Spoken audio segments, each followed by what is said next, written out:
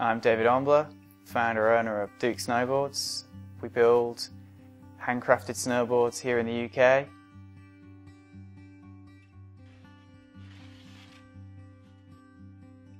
Ever since I was a kid, I was always into making furniture, and then went into college and then into university and did design work. Afterwards I started making custom furniture, one-off pieces, and working for people and working for myself. After a few years of doing that, I decided I wanted to do something a little different, and somehow I started falling into snowboarding, which is something I'd never really had much of a chance as a kid.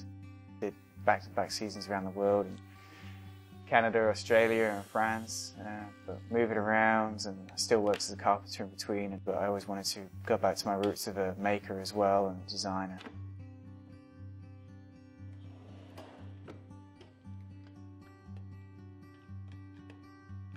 Just through talking with friends and having a look into it, I thought maybe I could make one day, see how it goes, and slowly over time just looking into it, thinking maybe I could make a business of this. And then I thought, great to do it in the UK because no one else does it, and the UK has such a great snowboarding scene.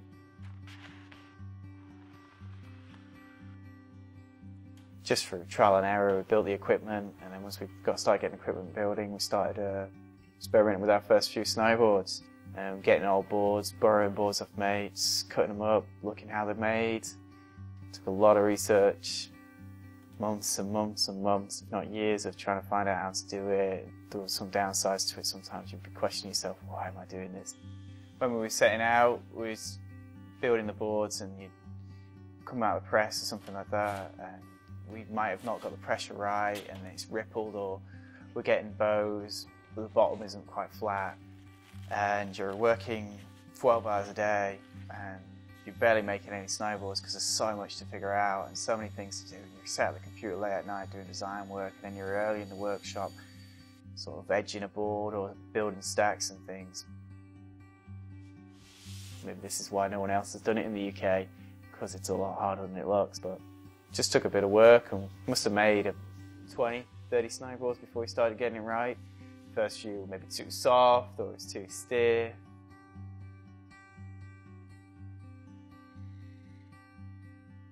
Hearing from other people coming to you and saying, I've heard about this board you build, and I want to do this, I've got this idea and things, and you start working with them, and you're bouncing emails and phone calls backwards and forwards.